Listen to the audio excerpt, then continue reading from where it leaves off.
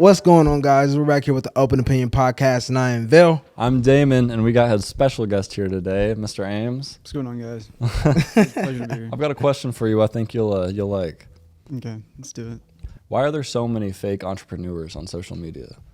I've seen so much nowadays of people like saying they're, doing like Shopify or like, doing like random stuff, or even like OnlyFans girls. You could kind of call that entrepreneurship, I guess. Oh, it's definitely entrepreneurship. 100%. Yeah. We're not going to sit there and doubt that one. And then there's the ones that like say they're doing stuff, but they're not, I mean, I would say, entrepreneurship is owning businesses. So I don't think. Yeah. So when you say fake, are you saying like they don't make as much money as they say? Or are they like they aren't even. They I would think anything. When I say fake. Like basically everything they're saying they're doing is fake. Literally. Mm-hmm. There's no real numbers. There's no real factor behind what they're actually saying they're doing. Mm-hmm. I think the main thing with entrepreneurship, especially without being online, they're not actually trying to sell the product. A lot of things that are online is more of indirect. Yeah. So, in the 1950s and 60s, you open up businesses and coffee shop, you actually sell the coffee. Yeah. A lot of things that go online with indirect things like that is like, they'll start a store to sell a product, but they're actually selling the packages. They're not actually selling stuff on the store. Yeah. Coaching packages, things like that. I think they actually do generate some type of revenue, but in terms of what they're actually generating, I think that's the part that's fake. And there's like so many where it's like it's not even, they don't have a product and they don't have a service. It's literally just saying you're doing important stuff to seem like an idol. I mean, you want to be idolized as someone that's progressive and making big steps in your life when you're actually not doing anything with your life. Facts. You just want something behind your name to say, I do this, I done that. Yeah. And so I feel like it's because so many people just aren't attracted to actually putting in the work it'll take to be an entrepreneur. No. Yeah. Like they don't want to put in the work to be successful. They just want to be successful and have everyone like them and think they just want to cool. They just want to reap the rewards and not really have to go through the struggles and lessons and steps it takes to be a successful entrepreneur. They just want to be able to say, oh, I bring in this money, or I do this, I do that, just to be able to put a image behind who they are. I think the main issue with all of that, though, is, if you have a classroom full of, X type of students and they're led by a certain teacher, they're going to go out to the world and do those types of things. Yeah. So I think that the reason why there's so many is because that's kind of what's been implemented in all the songs and media that we listen to nowadays. Yeah. I mean, it's kind of seen like entrepreneurship is the only respectable option. There's no specializations, or people don't want to do like learn how to be shoemakers or tailors and stuff like that. People they're too ashamed of that label. It's understood as like working a 9-to-5 is basically having a low life, and you haven't amounted to anything. Which to me, I'm gonna be honest. If you got a 9-to-5, bro, get your check. Period. Point blank. I don't care. You still got money coming in. Everybody who's too busy worried about the label and worried about being labeled as a 9-to-5 worker, and you're really thinking about what other people are thinking, you're crazy. Yeah. Period. Point blank. I mean, don't care about what they think. I think it's also, based on what step they are in success. I had a classic saying, get the bread, flip the bread, invest the bread. 100%. There you go. Yeah. And so, I mean, even if you're only working a 9-to-5, it's not, a lot of people think it's about how much money that you make in order to be where you want to be, but it's actually about how you spend it. Yeah. Because a lot of people, I know people that have made really good amount of money and they blew it doing stupid stuff. I also know people that, are barely making ends meet, but they're just stacking up, and so they're actually moving more progressively than other people. Yeah. I mean, you don't have to have that huge media presence as an entrepreneur with a huge business of like clothes or whatever it is to actually be doing something progressive with your life. 100%. No, for sure. Yeah. I say if you can do something and actually bring in some revenue and truly have a path that you can go down and know that you're going to be all right, I mean, you can't really lose in that aspect. Yeah. As long as you are able to put in that work and able to take the lessons and the curves that come with it, you can't lose. And there's also so few actual ambition and passion to create something meaningful with your life. These people that are fake entrepreneurs and aren't actually doing anything and are just portraying this facade to the media of someone successful really want to be successful but don't know what they want to do to be successful. So they just copy these people that they see that look successful. And then they go down that road and they think, oh, am I really worth it? A lot of people get a lot of insecurities and anxiety when it comes to trying to put on that facade and try to be like these higher ups.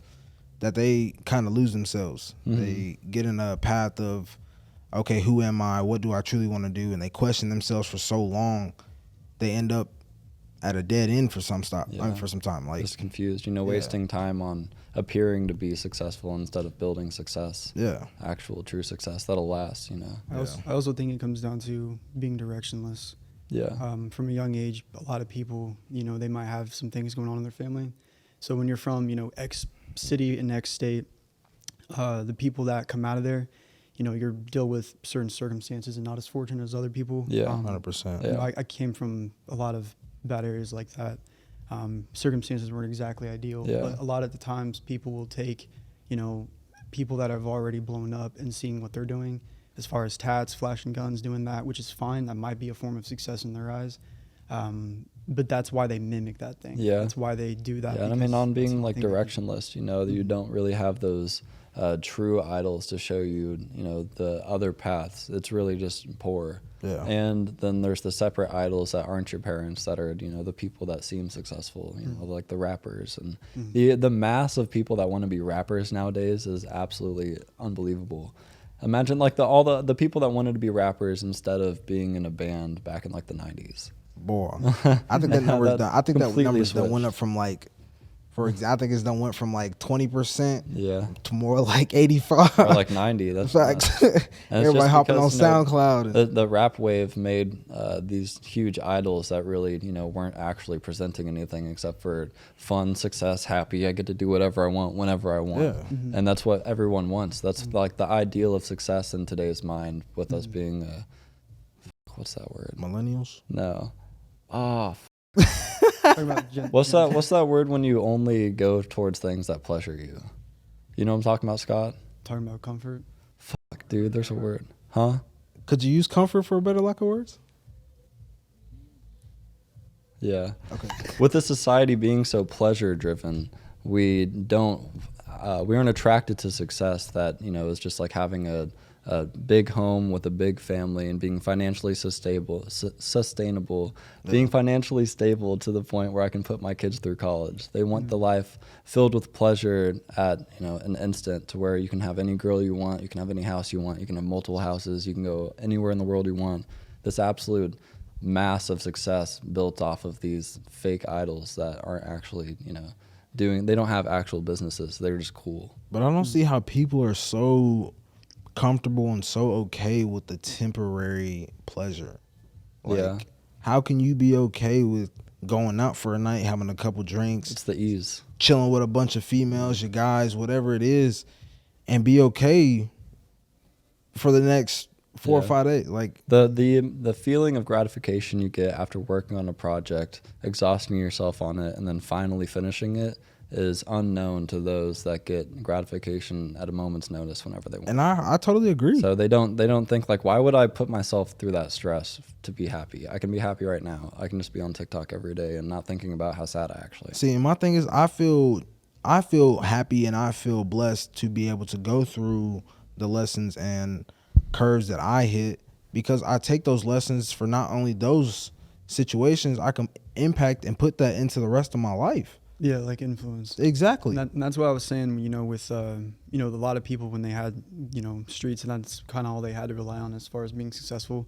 There's another demographic with people that, had different circumstances. Mm-hmm. They have extremely wealthy parents or things like that. And then, for sure, they don't give their child any direction. And so in order to fulfill that need to, pleasure to their parents, they go on this social media to put on this facade. And that's how they are able to, keep up with this false identity. Yeah. So I think the reason why there's so many fake people out there is just based off of their circumstances and trying to fill this role of a facade, trying to fill in. Yeah.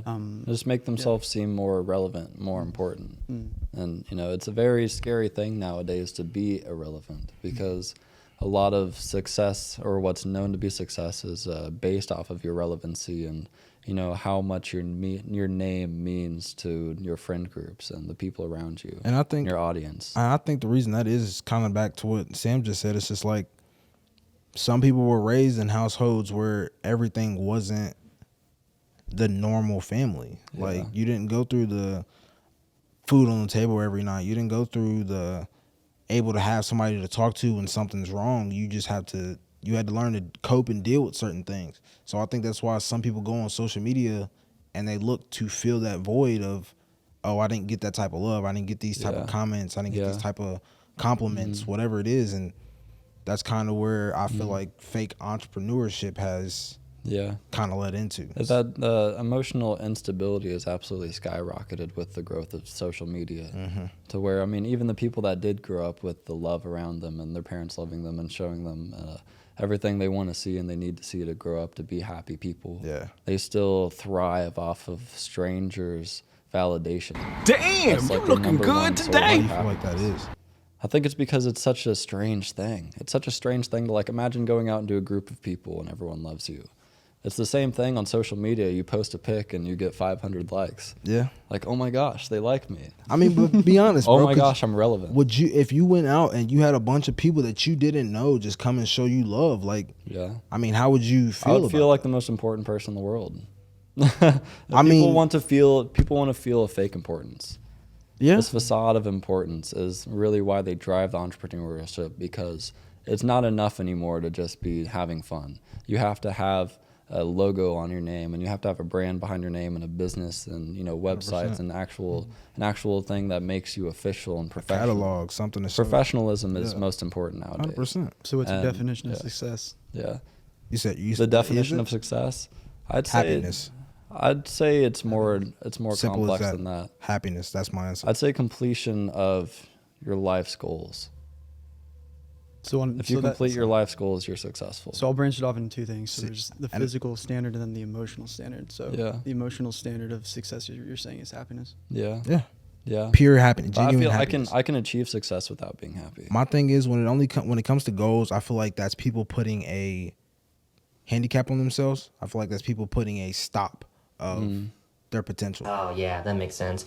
No, it doesn't. Not cool at all. If you're setting goals to, okay, I'm going to get this done by this age, I'm going to get this done by this age, I feel like you're handicapping yourself, because what if you could really have put more effort and more genuine time into those projects or whatever you're trying to do, achieve that at a younger age. Now you can push past that and the sky is the limit. You feel me? Like Elon Musk said, if you plan to get something done in 3 years, you'll get it done in 3 years. If you plan to get the same thing done in 3 months, you'll get it done in 3 months. Exactly. You have to not put these limitations on yourself of, you know, only spending half an hour on it every week. You have to actually commit yourself and persevere through the times where you want to give up. You want to go to bed early. You want a full 10 hours of sleep. But if you finish this, you'll only get 6. And that's you have to put in that work and build yourself as a strength leadership figure in your own life. No one knows how to lead themselves anymore. Yeah. And do you feel like you kind of know a way to lead yourself? For sure.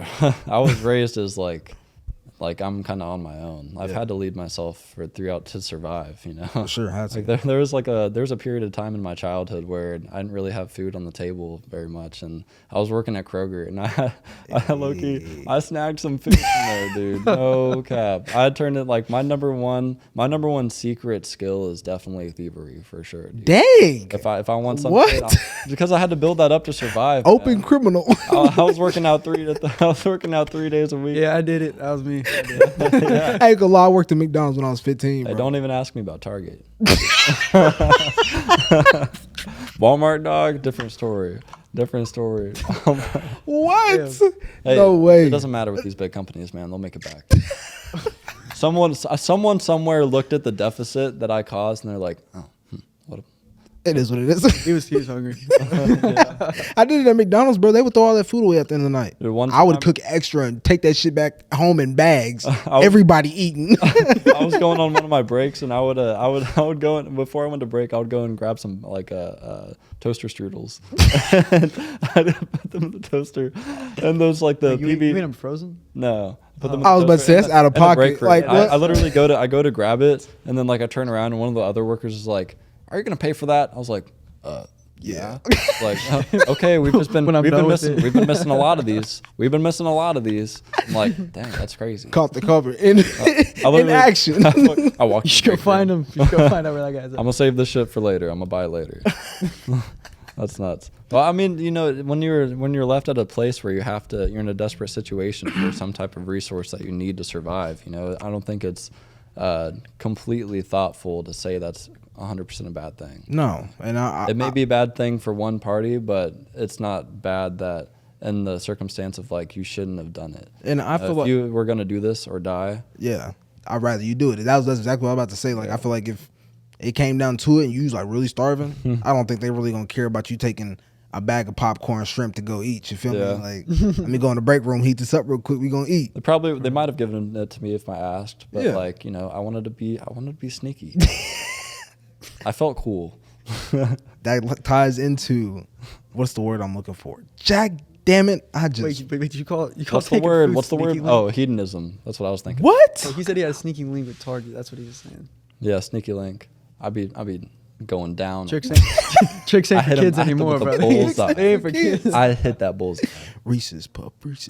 How peanut butter chocolate flavor. How would you advise someone who wants to be an entrepreneur but doesn't know where to start? You need to start sacrificing. You need to start sacrificing. Yeah, you're directionless because you're trying to do too much. People want to have these entrepreneurial roles and still lead the lifestyle of comfort and playing video games and, messing around and going to the bar every weekend. Yeah. You actually have to commit to the hard things of officializing yourself and working out a business strategy and finding all the connections that you need to put the puzzle together. I feel like that's discipline. I feel like discipline is probably the biggest piece in that. Mm-hmm. If you can be disciplined to do what you want to do and know what you have to get done in order to be successful, you will be successful. Yeah, I think a big driver for that is the why. Yeah. That's what I ain't gonna lie. I live by that question. I live by that phrase. What's your why? I feel like what is your why? What is your why, Sam? I have a lot of people that rely on me. I have a lot of siblings that kind of look up to me. That's a strong why too. If your family is a close value, 100%. Yeah. And especially if you're really family oriented, your family's probably the only thing pushing you. My why is to create mass change for the future of evolution of mankind. Oh. Whoa. Whoa.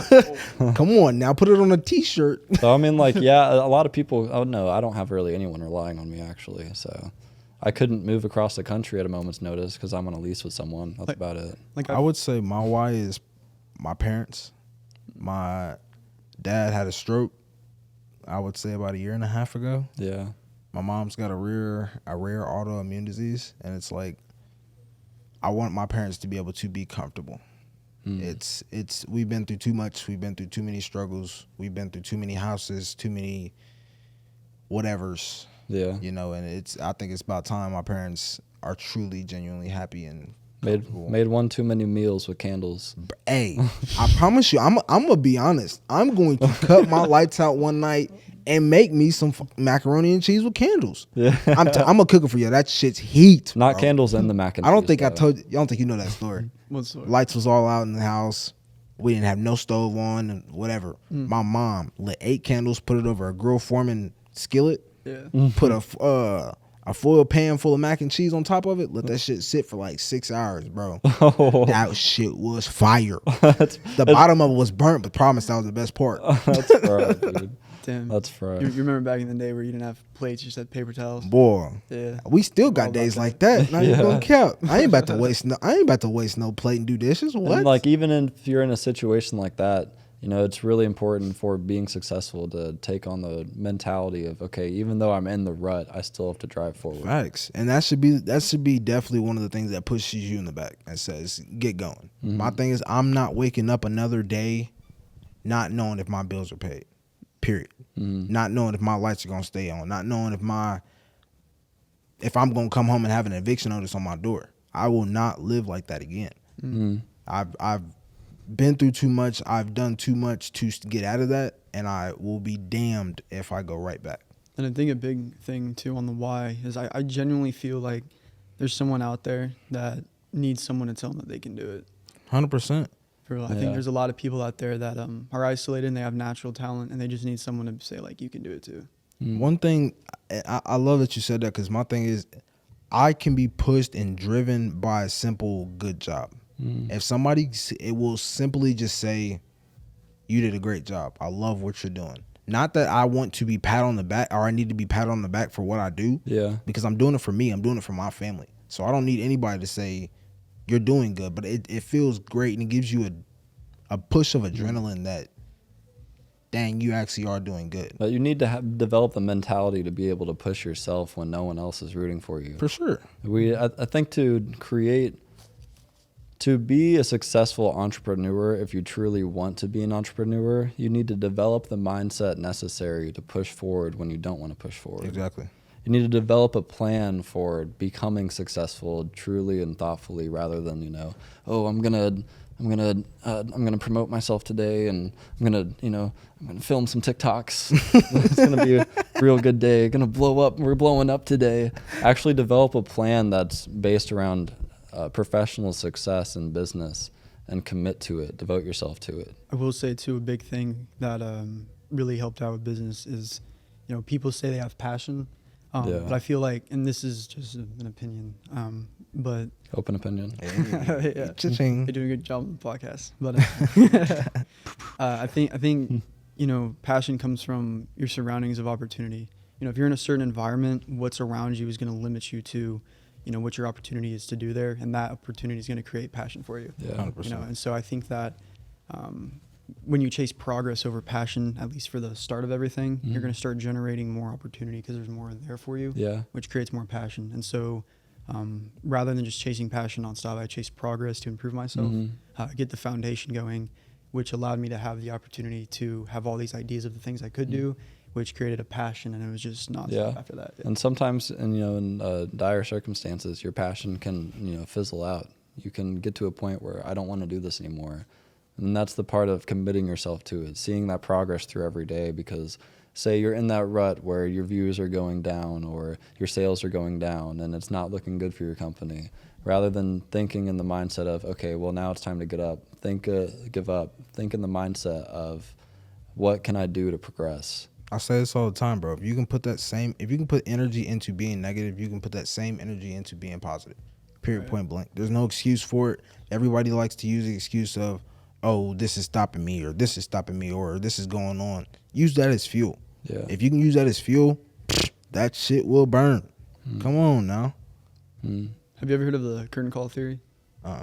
So essentially, everyone that comes to see the play, right? They show up at a time and they leave when the show's over. That's representing like a 9-to-5 job. Yeah. But the people that put together the show, the curtain call, they were there early to set up. They did the show and then they left after and stayed hours cleaning up and all that kind of stuff. And what that basically is saying, with entrepreneurship, you have to be up to prepare for the day, then do the day, and then put the day away. And so all those, reels that you see on social media about waking up at 5 a.m. and doing all this nonsense stuff, it's not necessarily that you want to, but you have to, because you're basically taking the 5 to 8 to plan for the 9 to 5, and then the 6 to 10, that's where the hustle starts. There was one thing that Steve Harvey said, and it was basically around what you just said. It's pretty much, you got these people who want to sleep in till noon, 1 o'clock. You already done missed 6 to 8 hours of your day. Yeah. You got people making decisions for you. If you want to live that life, you cannot sit here and complain that things aren't changing. Yeah. You have to want to change your habits. You have to want to change your bad habits in order for good things. Not only want to, you have to do it. You have to actually commit to doing it and, make a habit of changing habits. 100%. And if you can do that, I think a big thing too sky's the limit. Simplicity. You'll find that, people say, oh, my bills are due and my car's broken, and they'll be in this rut. But if you take all those micro problems and you put together, it's just one major problem. And that's, you're just not doing enough work. And so you do that one problem, all the other problems go away. So if someone was in that situation, I would say simplify everything and figure out what the core issue is and address it and just keep staying at it. Because it'll go away if you take care of the major.